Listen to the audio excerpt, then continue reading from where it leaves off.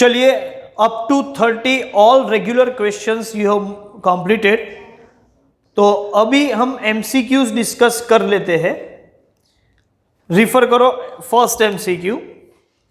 A time series consist of data arranged a geographically b of course it is a time based आपको है तो chronologically option b. At what distance are the values of t in time series taken?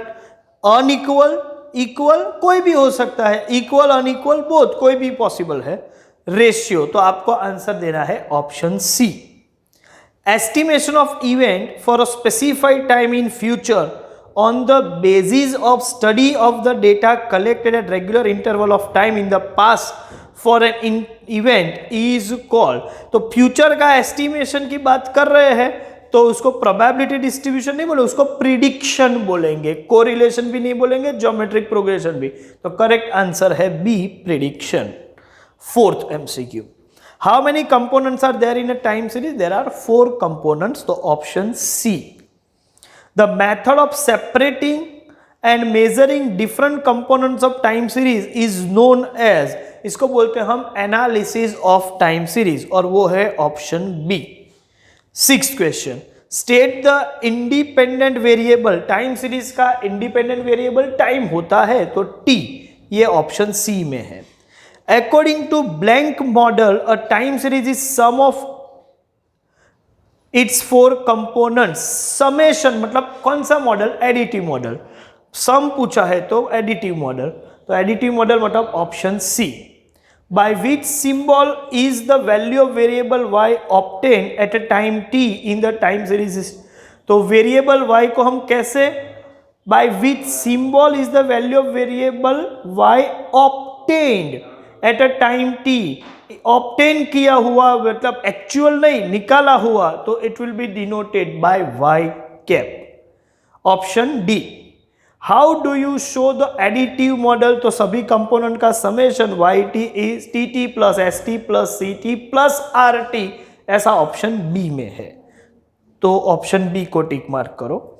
Name the method of fitting the linear equation to find linear trend. Trend के लिए कौन सी method है equation design करनी है? Graphical method, method of least square, method of moving average, method of partial average. It is method of least square. Trend refers to long term tendency to increase only, ऐसा जरूरी नहीं है, decrease only ऐसा नहीं, either increasing और decreasing कोई भी हो सकता है, तो ऑप्शन सी आपको टिक मार्क करना पड़ेगा।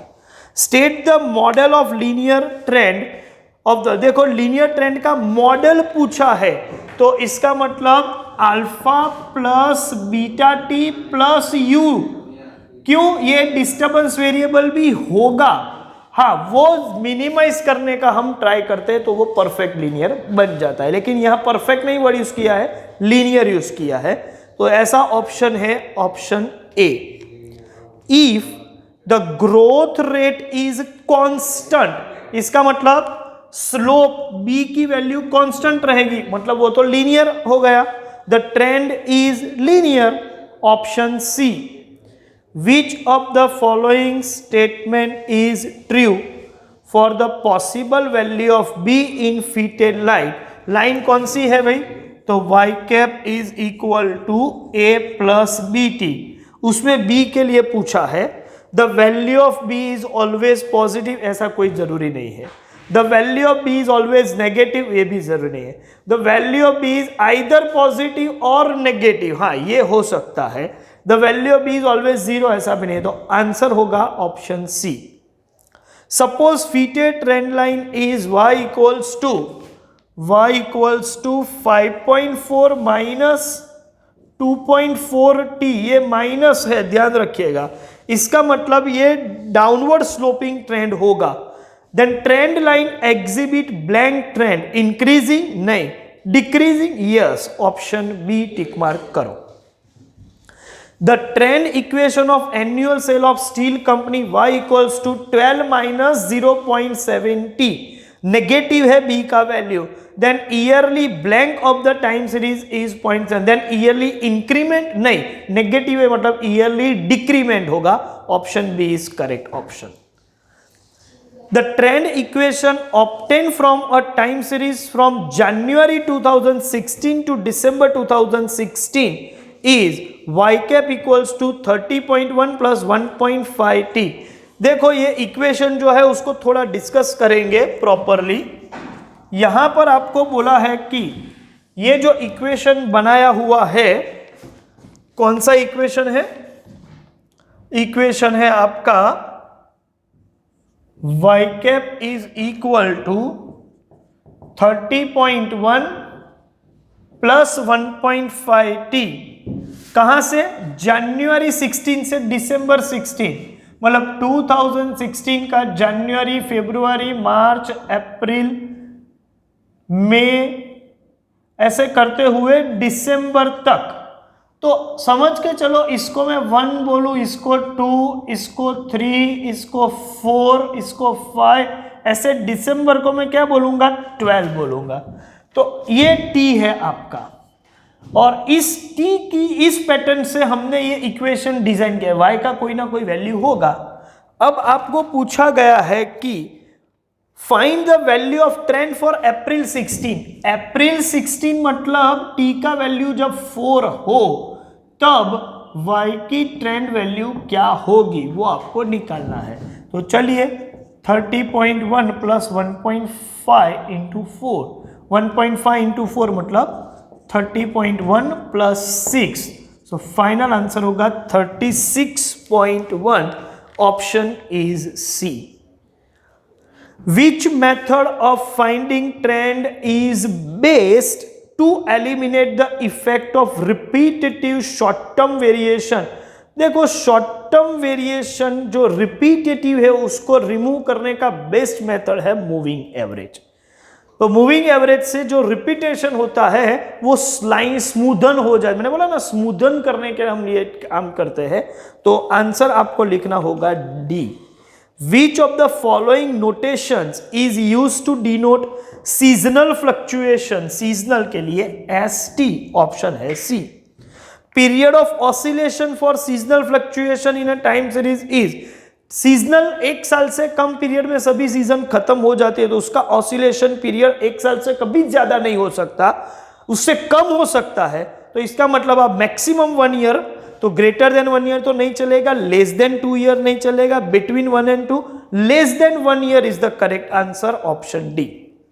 21 for the annual data blank component of time. Annual data है तो सीजनल कंपोनेंट दिखाई नहीं देगा, क्योंकि पूरी, हाँ, एक साल के अंदर का मतलब एक साल से कम पीरियड का डेटा है तो सीजन पता चल सकती है, लेकिन एनुअल डेटा है तो सभी सीजन तो कवर हो चुकी है, तो टोटल फिगर में सीजन का कंपोनेंट हम देख नहीं सकते। तो एनुअल डेटा में कौन सा कंपोनेंट एब्सेंट रहेगा? सीजनल, मतलब ऑप्शन ए।